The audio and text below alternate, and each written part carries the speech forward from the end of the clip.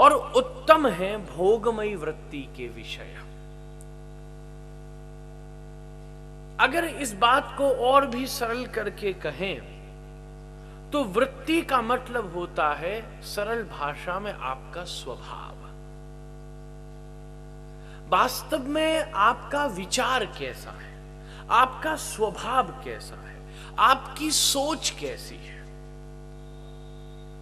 आपको सत्संग में मजा आता है या आपको मदरालय में मजा आता है, ये वृत्ति के ऊपर निर्भर करता है। शरीर से आप कहां हो ये बात ज्यादा फर्क नहीं डालती। मन से, विचार से, चिंतन से आप कहां हो, बात उसी की है। भगवान ने दोनों ही विषय बनाए, भोगमयी वृत्ति के विषय भी बनाए और अध्यात्ममयी वृत्ति के भी विषय बनाए। हरि कथा, तीर्थ, ये सब क्या है? ये सब अध्यात्म वृत्ति वाले लोगों के विषय हैं। जो भक्त हैं उनको यही मजा आएगा।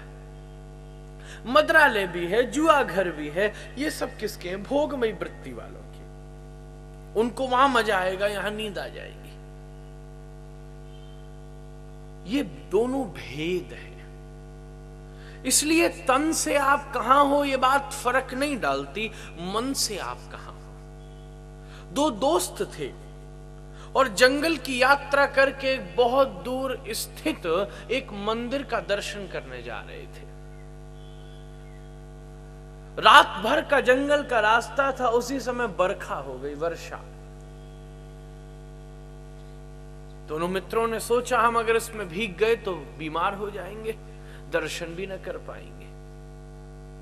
देखा जंगल में दूर से एक घर के भीतर जल रही लाइट की रोशनी आती थी। वो उसी दिशा में भर पड़े। जब पहुंचे तो पता चला वो वेश्यालय था।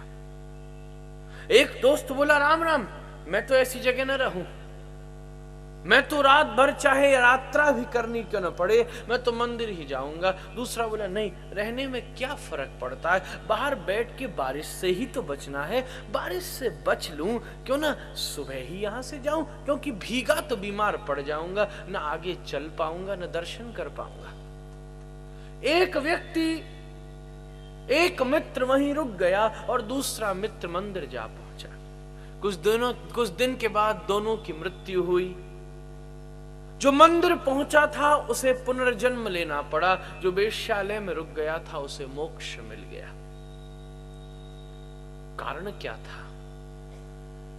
क्योंकि मंदिर में पहुंचने के बाद भी वो मित्र मंदिर में बैठा ये सोचता था कि मैं यहां आ गया, वो मेरा दोस्त उस वेश्यालय में उस वेश्या का नृत्य देख रहा होगा, उसकी ठुमरियां सुन रहा होगा, उसके गीत सुन रहा होगा। वो वहां के चिंतन में था और वह वेश्यालय में बैठकर भी सोच रहा था, मैं न जाने आज कहां फंस गया। वो मेरा दोस्त कितना सौभाग्यशाली है कि वो मंदिर में बैठकर भगवान के अद्भुत सौंदर्य का दर्शन कर रहा होगा, भगवान की आरती का आस्वादन कर रहा होगा, हरि नाम संकीर्तन का श्रवण कर रहा होगा। वो तन से वहां था पर मन से मंदिर में था, इसलिए उसे मोक्ष पद की प्राप्ति हो गई। इसलिए आप बैठे हरिद्वार हो या ऋषिकेश हो या वृंदावन हो या इस कथा में हो, कोई फर्क नहीं पड़ता। फर्क ये पड़ता है कि आपका मन कहां है। यही अध्यात्म वृत्ति है और दोनों के विषय हैं। उत्तानपाद किसे कहते हैं? उल्टे बुद्धि वाले व्यक्ति को। इसलिए उत्तानपाद को पसंद थी सुरुचि अर्थात भोग वाली वृत्ति, और उसका पुत्र उत्तम उसके साथ रहता था। सुनीति दूर के महलों में अलग रहा करती थी। एक बार सुनीति के पुत्र ध्रुव खेलते खेलते राज्य महल में जा पहुंचे। सभा दरबार लगी हुई थी। दूर से ही ध्रुव ने पिता को देखा, नजर मिलते ही लावण्य पैदा हो गया। प्रेम उदय हो गया। ध्रुव दौड़ते हुए आए, उत्तानपाद ने भी हाथ फैला दिए और ध्रुव दौड़ के उत्तानपाद की गोदी में बैठना चाहते थे। उसी समय समीप में विमाता सुरुचि बैठी थी। उसने आते हुए ध्रुव को देखा तो हाथ पड़क के तुरंत झटक दिया और डांटती हुई, करकराती हुई बोली, हे ध्रुव, तुम अपने पिता की गोदी में बैठना चाहते हो कि इस राज्य सिंहासन पे बैठना चाहते हो? अगर तुम अपने पिता की गोदी में बैठना चाहते हो तो तुम्हें मेरे से जन्म लेना पड़ेगा, पर तुम्हारा प्राकट्य मेरी सौत के गर्भ से हुआ है। इसलिए एक काम करो, जंगल में जाके तप करो और जब भगवान प्रसन्न हो तो उनसे वरदान मांगना कि सुरुचि का पुत्र हो के जन्म लूं, तब बैठना पिता की गोदी में। अपमान करके, डांट के और फटकार के ध्रुव को राज्य से निकाल दिया। ध्रुव रोते हुए अपनी माता के पास पहुंचे, माता से लिपट गए। माता ने सोचा बाहर खेल रहा था, कोई चोट लग गई होगी। ऊपर से नीचे तक पूरे शरीर को देखा, चोट लगी तो कहाँ लगी। उसी समय दोस्तों ने आके कहा, मित्रों ने आके कहा, हे माता, तू क्या कर रही है? तुझे तेरे लाला की चोट नहीं मिलेगी, क्योंकि चोट इसके शरीर में नहीं लगी है, बल्कि इसकी विमाता ने अपने वचन बाणों से इसके दिल में चोट लगाई है। पूरा प्रसंग ज्यों की त्यों मित्रों ने माता को सुना दिया। पर इनका नाम है सुनीति। सुनीति कहते हैं नीतिगत, जो धर्ममयी हो। यथा नाम तथा गुण। पहले समय में महाराज जिसका जैसा गुण होता था वैसा ही उसका नाम रखा जाता था। अब तो महाराज गुण कुछ और है, नाम कुछ और है। पहले आपका जैसा विचार है वैसा आपका नाम है। अब दोनों चीजों में बहुत अंतर हो गया। नाम तो है बहादुर सिंह, पर डर छिपकली से लगता है। कोई पता नहीं, बाथरूम में छिपकली भी आ जाए तो ऐसा भागता है, और न जाने क्या क्या। नाम कुछ और है। उहड़मल, चूहड़मल, बिलाईती राम, चाबी चंद। नाम कुछ और है, गुण कुछ और है, दोनों में बहुत अंतर है। पर ये सुनीति है। और कोई होती तो जाके मुंह नोच लेती, तेरी हिम्मत, तूने मेरे लाला से कुछ कहा, जिंदाबाद और मुर्देबाद हो जाते। पर महाराज ये नीतिवान है। सुरुचि से कुछ कहने की बजाय सुनीति ने अपने पुत्र को समझाया, हे ध्रुव, जरा तू 2 मिनट सुन तो सही। तेरी माता ने जिस तरीके से तुझसे ये बात कही होगी, अगर तू 2 मिनट के लिए उस तरीके को बस भुला दे, उसकी आंखें लाल होगी, वो हाथ पैर फेंक रही होगी, बहुत क्रोधित होगी, बहुत गुस्सैल होगी। अगर तू इस चीज को 2 मिनट के लिए भुला दे और केवल कही हुई बात पर जाए, तो देख उसने कितनी गहरी बात कही है। हे पुत्र, अगर तू तप करेगा तो ये पिता क्या, तू तो उस परम पिता को भी प्राप्त कर लेगा। जाओ ध्रुव, जंगल में जाके तप करो। ध्रुव का दूसरा मतलब होता है दृढ़ता। ध्रुव का दूसरा अर्थ है संकल्प। ध्रुव ने प्रणाम किया माता को और जंगल की ओर चल दिए। मदरालय की ओर जाओ, 2-4 शराबी मिल जाते हैं। जुआ घर की ओर जाओ, 2-4 ज्वारी मिल जाते हैं। भगवान की ओर बढ़ो, 2-4 संत मिल ही जाते हैं। नारायण नारायण करते हुए नारद जी महाराज बीच में पधारे। कहा, हे राजकुमार, आज अकेले तुम कहां चले जा रहे हो? तुम्हारे सैनिक, तुम्हारे अंगरक्षक, कोई भी तुम्हारे साथ नहीं दिखता, कहां जा रहे हो? ध्रुव ने हंसते हुए कहा, हे नारद जी, मैं तप करने जा रहा हूं। नारद जी बड़ी जोर से हंसे, बोले, लाला, तप कोई बच्चों का खेल नहीं है। भयंकर गर्मी पड़ेगी, भयंकर वर्षा होगी, अग्निदेव अंगारे बरसाएंगे, सांप और कांतर तुम्हारे कानों और नाकों में घुस जाएंगे।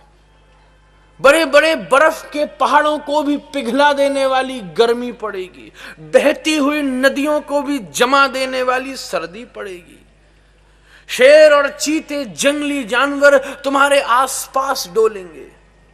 देखो देखो, अभी मैंने सुना सामने से शेर आ रहा है, जल्दी भागो जल्दी भागो, पेड़ के ऊपर चढ़ो, जल्दी दौड़ो। ध्रुव खड़े रहे और हंसते हुए बोले, हे नारद जी, जो अपने संकल्प को बीच में छोड़ दे, वास्तव में उसे खुद ही शेर का शिकार हो जाना चाहिए। नारद जी मंद मंद मुस्कुरा पड़े, बोले, वास्तव में तुम्हारे अंदर दृढ़ निश्चय है, मैं तुम्हारी परीक्षा ले रहा था। ध्रुव जी ने कहा, हे देवर्षि, मेरे पास दृढ़ निश्चय है, मेरे पास माता की कृपा है, भगवान को पाने का संकल्प है, पर मैंने ये सुना है कि बिना गुरु कृपा के गोविंद की प्राप्ति नहीं होती। अगर तुम्हारे गुरुत्व में कोई कमी ना आए तो क्या तुम मुझे अपना शिष्य स्वीकार कर सकते हो? नारद जी मंद मंद मुस्कुरा पड़े और तुरंत ध्रुव को खींचकर उनके कानों में एक बड़ा अद्भुत मंत्र प्रदान कर दिया। ओम नमो भगवते वासुदेवाय। ओम नमो भगवते वासुदेवाय। ओम नमो भगवते वासुदेवाय।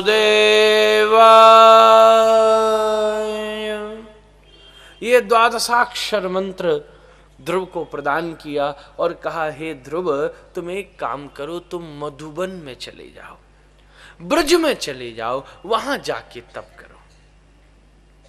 क्योंकि तप का मतलब क्या है? तप का मतलब है इंतजार। तप का मतलब ये नहीं है उल्टे हो जाना, पेड़ पे लटक जाना, हिमशिलाओं पे चढ़ जाना, गिरी कंदराओं में घुस जाना। ये सब फिजिकल एक्सरसाइज है, ये तो कसरत है। अगर उल्टे और नीचे, ऊपर और नीचे होने से ही भगवान मिल जाते तो जिम्नास्ट और जोकरों को तो न जाने कब तक मिल गए होते। ऊपर और नीचे हो जाने से, लटकने से और कूदने से भगवान प्राप्त नहीं होते। तप का मतलब है इंतजार, तप का मतलब है तीव्र प्रतीक्षा, लौल्यता, तड़फ।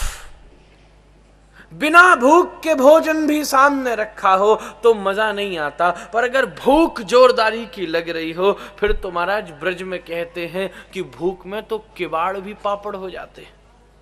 ब्रज की कहावत है, बड़ी तेज पति को भूख लगी, हल्ला मचाया, खाने को दो। टेबल पर बैठा था, उसी समय बत्ती चली गई तो डाइनिंग टेबल पे प्लाई पड़ी थी, उसने सोचा पत्नी ने साइड पापड़ रखे, वो प्लाई खाई गया हमारा।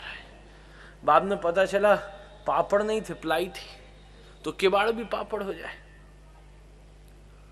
इसलिए भुभुक्षितम किम न करोति पापम, प्रसिद्ध लोकोक्ति है। भूखा आदमी कौन सा पाप नहीं करता। तब तुम्हारे अंदर लौल्यता आ जाए। ध्रुव मधुवन में जा पहुंचे, तप करना प्रारंभ किया। सबसे पहले बैठ के तप किया, फिर सोचा जब खड़े होके किया जा सकता है तो बैठने की क्या जरूरत है, फिर खड़े होके तप किया।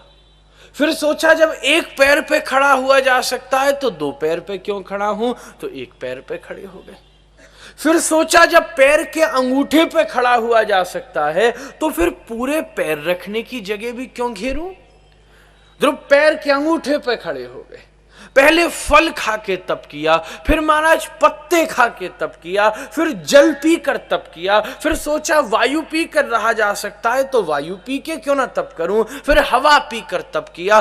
महाराज उसके बाद अंत में हवा पीना भी छोड़ दिया, हवा पीना भी परित्याग कर दिया। जैसे ही ध्रुव जी ने वायु रोकी, पूरे ब्रह्मांड की वायु रुक गई। सबकी व्यष्टि और समष्टि एक सी होती है। इंद्र ने सोचा अच्छा लगता है, इंद्रासन लेना चाहता है, उसने वज्र फेंका, विद्युत संपात करता हुआ वज्र चला आता था। पर जैसे ही ध्रुव के पास पहुंचा, सुंदर कमलों की माला बन के ध्रुव के कंठ में गिर गया। अग्निदेव ने अंगारे बरसाए, जैसे ध्रुव के पास आए ओछाच्छादित गुलाब की पंखुड़ियां बन के ध्रुव के ऊपर बरस गए। यमुना उमड़ घुमड़ के आती थी, पर जिस आसन पर ध्रुव बैठे थे उतने आसन को छोड़कर यमुना आगे चली जाती। सबने अथक